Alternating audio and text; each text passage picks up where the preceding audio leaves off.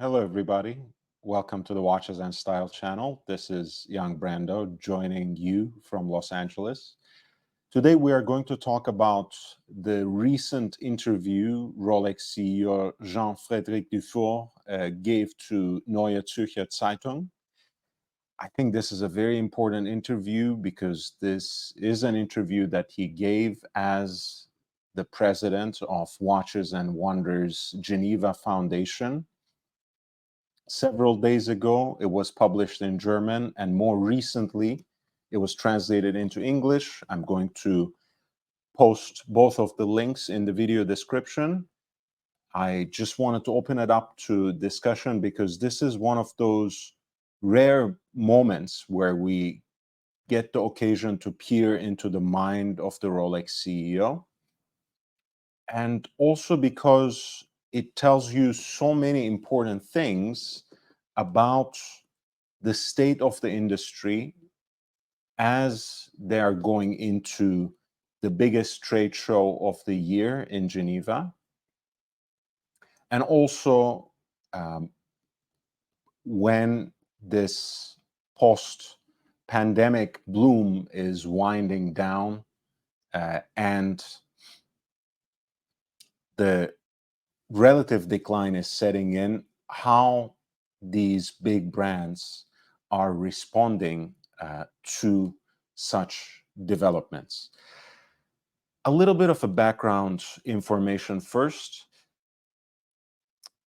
Up until recently, up until the pandemic, the big trade show for the Swiss watchmaking industry was the fair in Basel.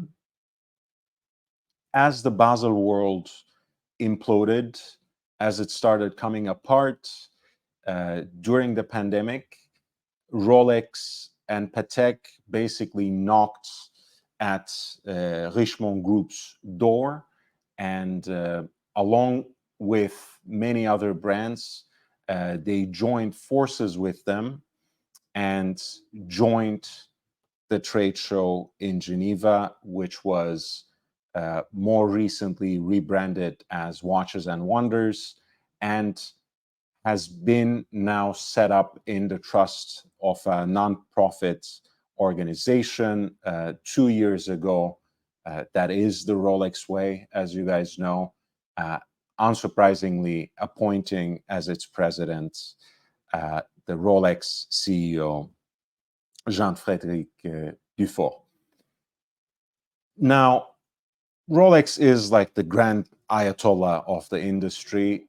That's not a position which goes uncontested, and we are going to talk a little bit about that today as well. But I think it's really important what Dufour is saying as the president, as the chairman of Watches and Wonders in this interview. He has also Mathieu Humer, who is the CEO of the Watches and Wonders Geneva Foundation, with him, but Dufour does most of the talking. So it's really important to hear from him, especially because we don't really hear from him as Rolex CEO. So a lot of what he says in this interview is about the industry at large. It is going to give us a bird's eye view of Swiss watchmaking. But I think it's also important, and it's going to teach us a lot about Rolex itself.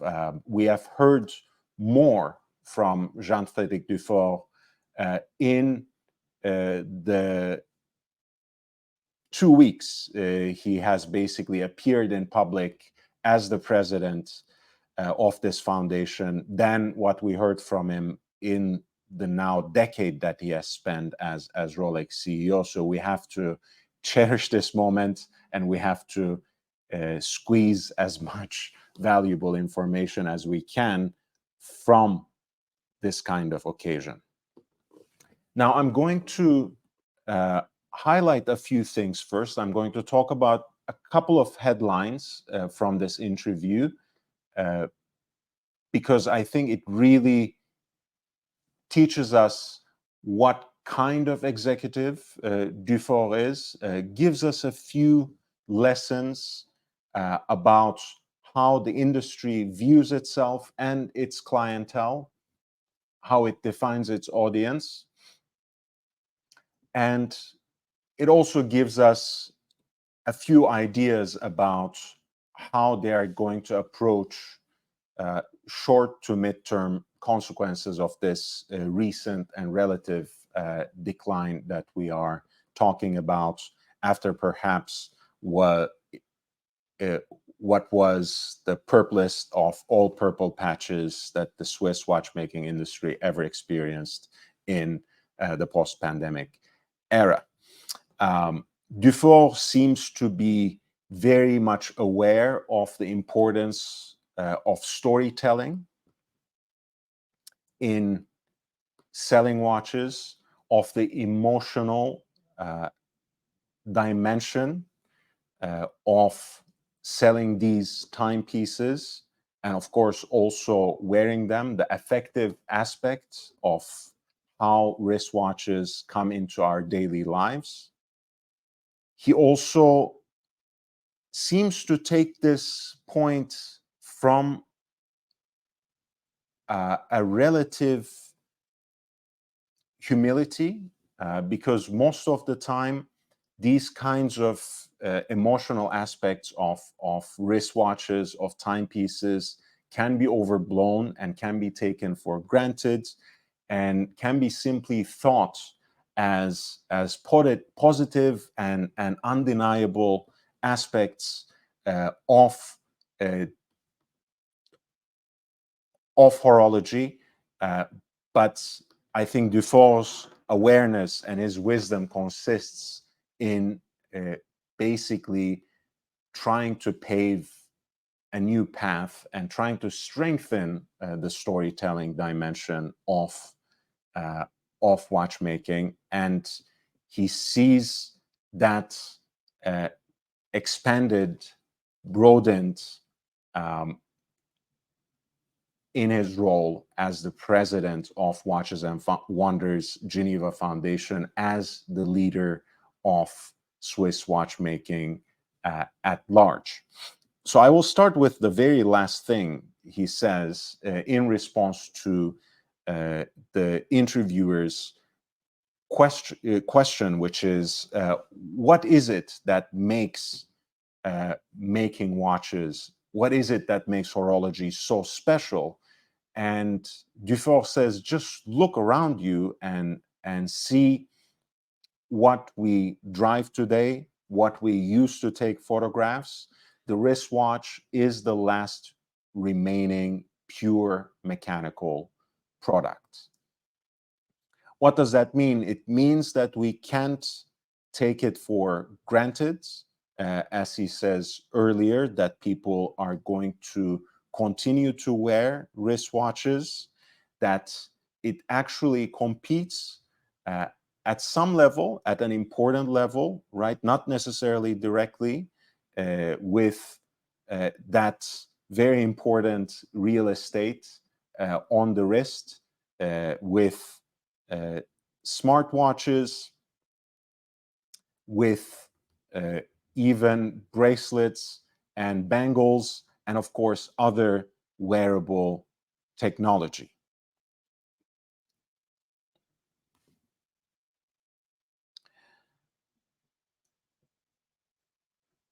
And he basically says that they have to make sure that people continue to wear watches, that future generations continue to wear wristwatches, and he clearly thinks that this is not something that can be done merely with social media marketing campaigns, with the traditional forms of storytelling that Rolex has famously spearheaded and effectively used in publicity, in their advertisements, perhaps more than any other luxury brand, or I should say earlier than any other luxury brand. And he sees in the fair, in Watches and Wonders, this sort of focused, face-to-face, in-person opportunity to speak directly to their clients, to connect with them on a personal level, on a level that can be more emotional, more intimate, and establish a relationship that can be sustained in the long term. Now, he says something here about his efforts of expanding the participation of so many other brands, of the entire Swiss watchmaking industry, if possible. And he talks about his efforts of reaching out to the Swatch Group, and in fact, going out of his way to meet Nick Hayek Jr., who is, of course, the CEO of Swatch Group, to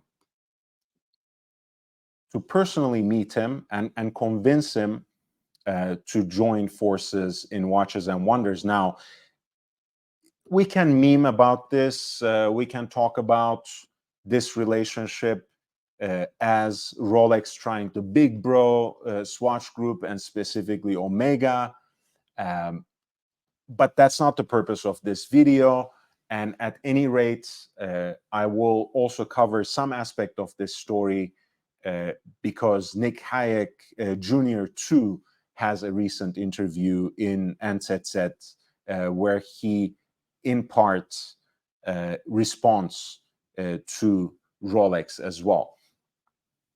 But the important thing here is not necessarily the truth of how Dufour characterizes this conversation or this relationship, but what he is trying to say with it. So when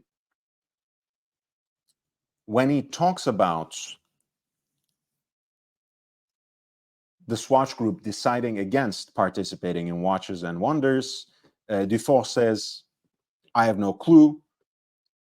I can't see what goes on in Mr. Hayek's head.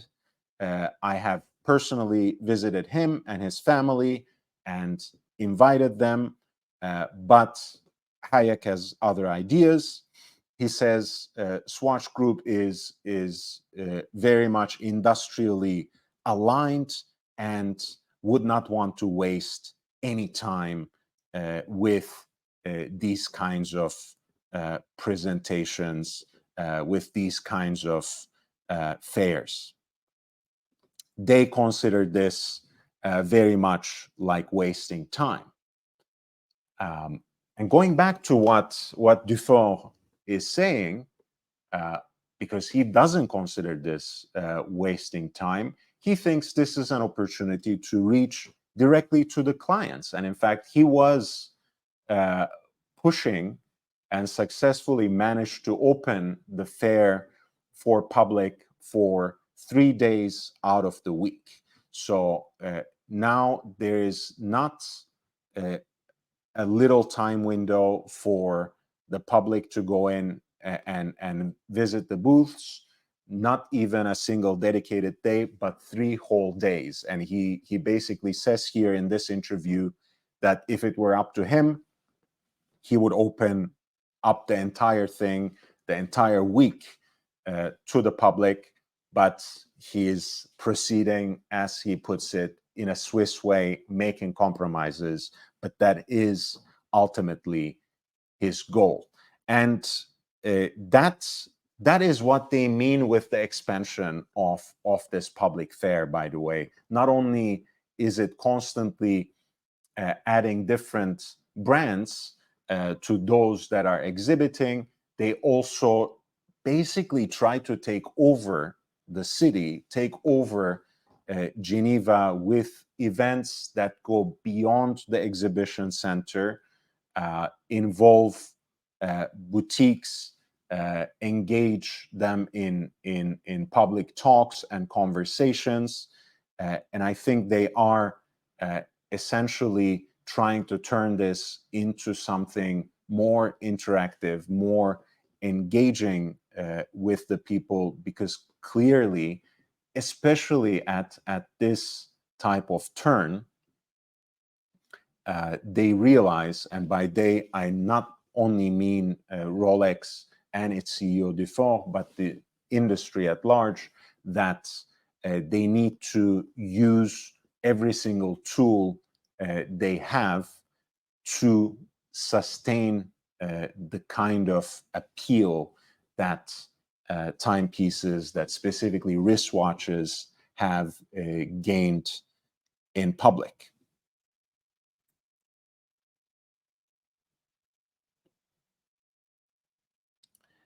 And again, this to me shows the historical awareness of Dufour too, because not only is he someone who has been in the industry for 3 decades, but he's obviously, as this interview also shows, someone who has studied the history and really learned about how at each difficult economic turn and even difficult geopolitical situations, the Swiss watchmaking industry managed to overcome the obstacles by precisely redefining itself, by precisely finding new ways of telling its story. And of course, the most famous turn is that post-quartz crisis moment where the whole idea of the mechanical watch was about to be completely taken apart by the serial production of quartz-powered timepieces that were especially emerging from Japan. And that was the moment where the Swiss managed to redefine the mechanical watch, on the one hand, as an artisanal product that carried forward so many time-worn, well-respected, and well-preserved artisanal traditions, and on the other, how it could be sold as a desirable, aspirational luxury product. And now, with that kind of awareness, basically, we are living in the moment where these industry leaders are trying to find a new story, perhaps a kind of grand narrative as well, but certainly a multiplicity of stories that can once again successfully embed, or at least preserve and protect, the kind of place that wristwatches have in people's everyday lives. And that's why, again, he talks about how he